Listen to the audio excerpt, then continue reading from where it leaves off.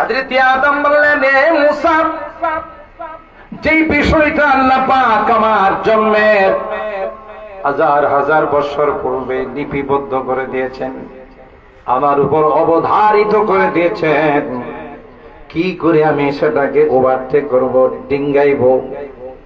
সুতরাং এটাও আল্লাহর পক্ষ থেকে একটা ফয়সালা ছিল। হযরত আদম আর হাওয়া শয়তানের ধোঁকায় পড়ে যখন গন্ধম খেয়ে ফেললো, কোরআনে বিস্তারিত আলোচনা আছে।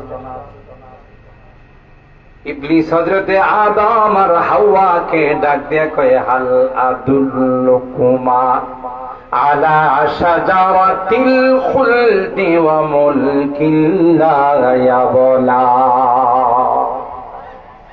তোমাদের দুইজনকে একটা গাছের কথা বলবো, যে গাছের নাম হলো শাজারাতুল খুলদ। তার মানে এই গাছের ফল কেউ খাইলে হে জান্নাত থেকে জীবনও বাইরে। হযরত আদম বিশ্বাস করে নাই, যেখানে মালিক না করেছে সেই ফল আমি কেন খাবো। ইবলিস কয়, নরমে কাম হবে না, গরম লাগবে। মিথ্যার উপর তার জন্ম।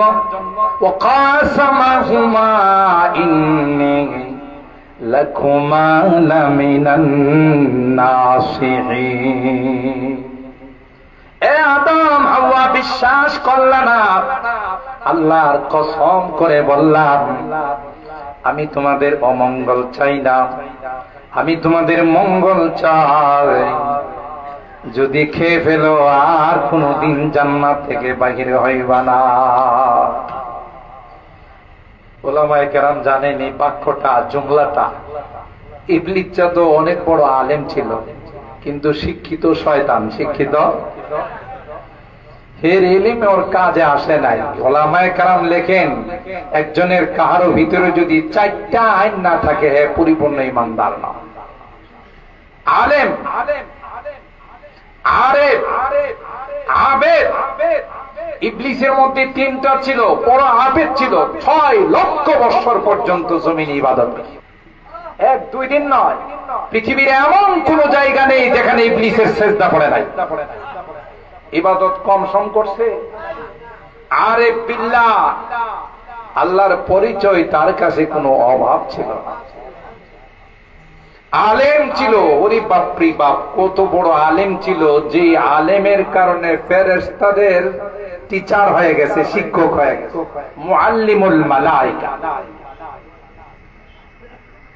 3টা আইন তার মধ্যে মোকাম্মাল ছিল, পরিপূর্ণ ছিল, কিন্তু আরেকটা আইন ছিল না, এটা হলো আশিকের ইশকের আইন ছিল না। আশিক বিল্লাহ ছিল না।